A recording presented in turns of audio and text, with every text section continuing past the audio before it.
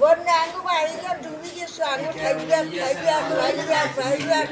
জায়গা নাই এলাই আসি আমরা মনে করেন এখানে আসছি আজকে 3 দিন মনে করেন সরকারি খানা দানা পাই না মনে করেন বন্যা আঙ্গু সব কিছু ঘরবাড়ি ডুবি গেছে আমরা এখানে আসতেছি বাড়িঘরে হারে ডুবে গেছে আজকে 3টা দিন এখানে এলাকাবাসী আমাদের কিছু সাহায্য করতেছে আর সরকারি কোনো অনুদান আমরা পাই না।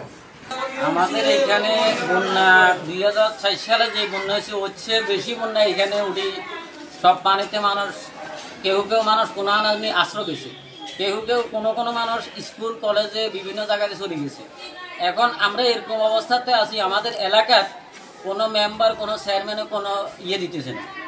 স্কুলে আসছি স্কুলেও কোনো খানা পিনা সরকার থেকে আমরা কোনো সহযোগিতা পাইতেছি না। এখন আমরা কই যে যদি সরকারে কিছু সহানুভূতি দেখায় আমাদেরকে একটু করে তাইলে আমরা কিছু হেল্প পাবো, এছাড়া আমাদের আর কোনো উপায় নেই। 12-13 আমরা সেখানে আমরা আশ্রয় নিয়েছি। আজ পর্যন্ত আশপাশে যারা মানে প্রভাবশালী আছে ওনারা আমাদেরকে একটু খাওয়া দাওয়ার চেষ্টা করতেছি দেওয়ার জন্য, সকাল বিকেল দিতেছি, কিন্তু সরকারিভাবে আমরা কোনো সাহায্য এখানে আমরা পাই না। আমাদের আশপাশের লোকেরা আমাদেরকে যা সাহায্য করতেছি। আমাদের এখানে বহুত ক্ষতিগ্রস্ত হয়েছে এবং আমাদের এলাকাতে বন্যাতে মানুষ অসহায় হয়ে আমাদের হাই স্কুল উচ্চ বিদ্যালয়ে উঠছে। এখানে 600-700 লোক আছে, এখানে সরকারিভাবে কোনো সাহায্য আমাদের এখানে আসে নাই।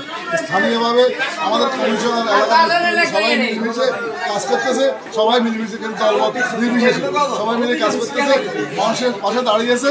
আপনারা যদি পারেন সরকারিভাবে কিছু সহায়তা করেন আর মানুষ যেন পাশে রাখতে পারে, সবাই মিলে সরকারি অনুদান যদি আছে আমাদের নোয়াখালী হাই স্কুলের জন্য আপনারা কিছু অনুদান ব্যবস্থা করে দেন।